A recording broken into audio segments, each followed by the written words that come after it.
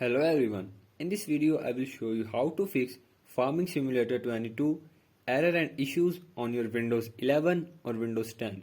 So to fix this problem, follow every step as I am showing in this video, and do not forget to subscribe this channel and also press the bell icon for the latest upcoming videos. Hope so this will fix your problem and help you a lot.